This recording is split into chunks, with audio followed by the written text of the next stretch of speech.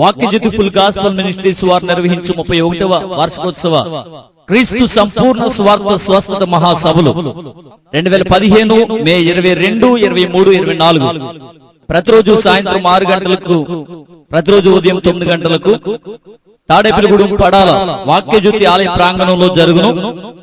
దైవ వర్తమానికులు ప్రవక్తిని కొమ్మిశెట్టి అమ్మాజీ గారు, టీవీ వర్తమానికులు స్వస్థత రంగుల దైవ సేవకురాలు Vakyajyothi ministries founder Padala bishop M Devadas గారు, టీవీ వర్తమానికులు Manna ministries Bhimavaram reverend K Ganraju గారు, టీవీ వర్తమానికులు Vakyajyothi ministries Padala pastor Y Suresh గారు, టీవీ వర్తమానికులు శోభనాపురం కృష్ణా జిల్లా రెవరెండ్ జాయ్ స్టీఫెన్ గారు విశాఖపట్నం రెవరెండ్ కె జాజరాజు గారు, టీవీ వర్తమానికులు పడాల తాడేపల్లిగూడెం. మిమ్మల్ని ప్రేమతో ఆహ్వానించేవారు కొమ్మిశెట్టి మహాలక్ష్మీరావు నాయుడు గారు మరియు వాక్యజ్యోతి మినిస్ట్రీస్ సంఘ సభ్యులు. మొదటి కొరింథీయులకు రాసిన పత్రిక 1వ అధ్యాయం 24వ వచనం చదవండి. ఆయన యూదులకు ఆటంకముగాను అన్యజనులకు వెర్రితనముగాను ఉన్నాడు గాని యూదులకేమి గ్రీసు దేశస్థులకేమి పిలువబడిన వారికే క్రీస్తు దేవుని శక్తియును దేవుని జ్ఞానమై ఉన్నాడంట. దేవుని స్తోత్రం.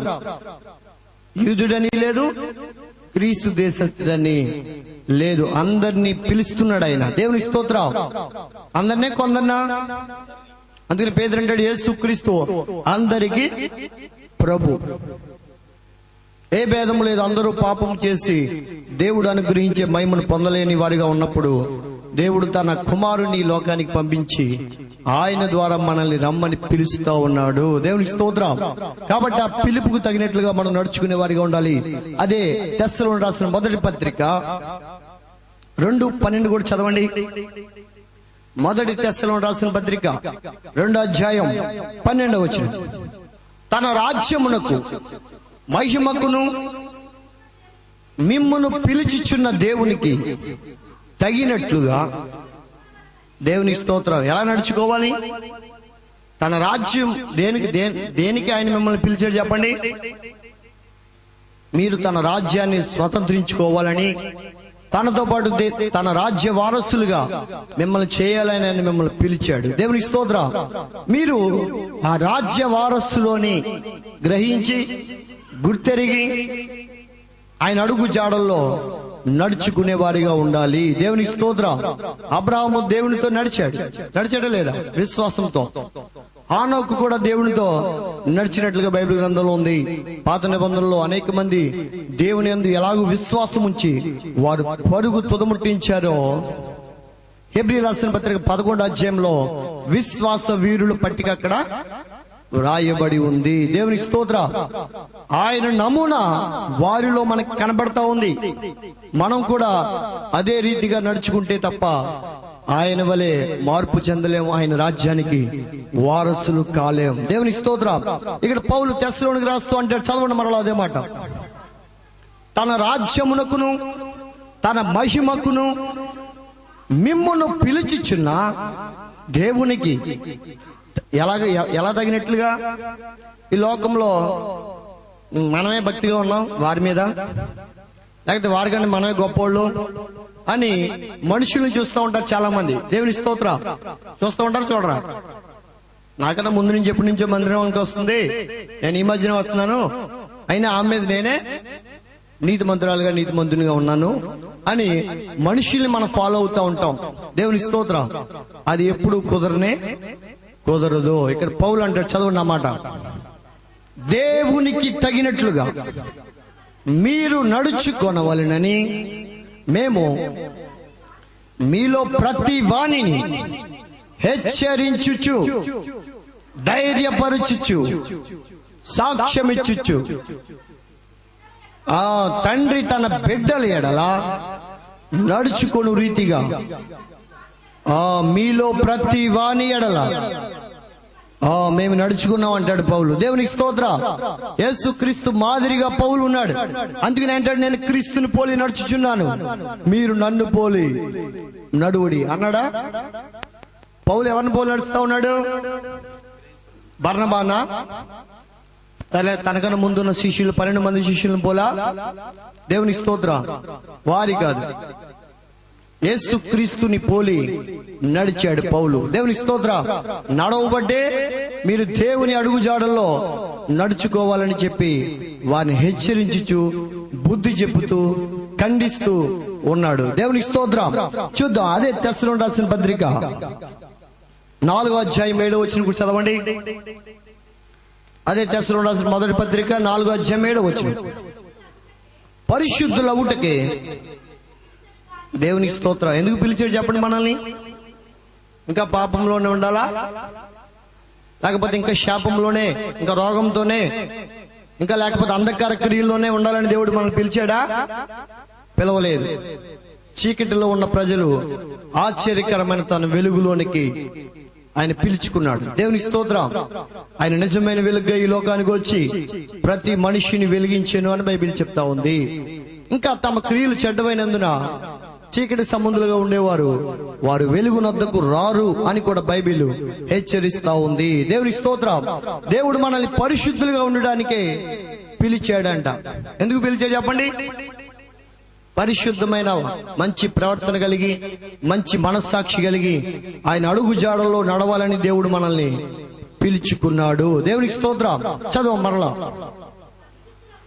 పరిశుద్ధులు అవుటకే దేవుడు మనలను పిలిచెను గాని ఆ అపవిత్రులుగా ఉండుటకు పిలువలేదు. దేవుని స్తోత్రం.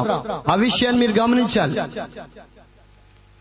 మీరు ఎలా దేవుణ్ణి తెలుసుకున్నా గాని, దేవుళ్ళలోనికి ఎలా వచ్చి మీరు నమ్మి బాప్తిసం పొందినా గాని, మీరు నడిచే నడక ఎలా ఉండాలి? పరిశుద్ధమైనదిగా, నిర్దోషమైనదిగా, నిందారహితమైనదిగా ఉంటేనే గాని ఆయన వలె మార్పు చెందలేము. దేవుని స్తోత్రం. ఆయన వలె మార్పు చెందకపోతే ఆయన రాజ్యంలో మనకి స్థానం లేదు. దేవుని స్తోత్రం. పిలిచాడు గాని అపవిత్రులుగా ఉండడానికి పిలువలేదు. కాబట్టి మనిషిని ఉపేక్షించుడు గాని మీకు తన పరిశుద్ధాత్మను అనుగ్రహించిన దేవునినే, దేవునికి స్తోత్రం, ఆయన పోలు నడవాలి మీరు. ఎందుకంటే మిమ్మల్ని రక్షించి విడిచిపెట్టేలే. మిమ్మల్ని బాప్తిసం పొందిన ప్రతి వారికి పరిశుద్ధాత్మ అనే వరాన్ని దేవుడు అనుగ్రహించాడు. ఆ వరాన్ని పొందుకున్న మీరు పరిశుద్ధత కలిగి జీవించాలి. అపవిత్రులుగా ఉండడం దేవుని చిత్తము కానే కాదు. అదే 2వ తెస్సలోనికీయులకు రాసిన పత్రిక 1వ అధ్యాయం 11వ వచనం కూడా చదవండి. అందువలన మన దేవుని యొక్కయు ప్రభు అయిన యేసు క్రీస్తు యొక్కయు కృప చొప్పున మీ యందు మన ప్రభు అయిన యేసు నామమును ఆయన యందు మీరును మహిమ నొందునట్లు మేలు చేయవలెనని మీలో కలిగే ప్రతి ఆలోచనను విశ్వాసయుక్తమైన ప్రతి కార్యమును బలముతో సంపూర్ణం. ఎలా చేయాలి భక్తి చెప్పండి? సంపూర్ణమైన భక్తి చేసేవారిగా ఉండాలి. అసంపూర్ణమైన భక్తి చేసేవారిగా ఉండకూడదు. దేవుని నమ్ముకుంటా అనుకున్నామంటే సరిపోదు. ఆయన మిమ్మల్ని నమ్మాలి. మిమ్మల్ని పిలిచిన పిలుపుకు తగినట్లుగా మీరు నడవాలని ఆయన కోరుకుంటూ ఉన్నాడు. దేవునికి స్తోత్రం. అందుకనే అదే 2వ తెస్సలోనికీయులకు రాసిన పత్రిక 2:14 కూడా చదవండి. మీరు ఎలాగూ రక్షింపబడి మన ప్రభు అయిన యేసు క్రీస్తు యొక్క మహిమను పొందవలెనని. ఇక్కడ చూడండి, పౌలు తన పత్రికల్లో సంఘాన్ని ఎలా హెచ్చరిస్తా ఉన్నాడు?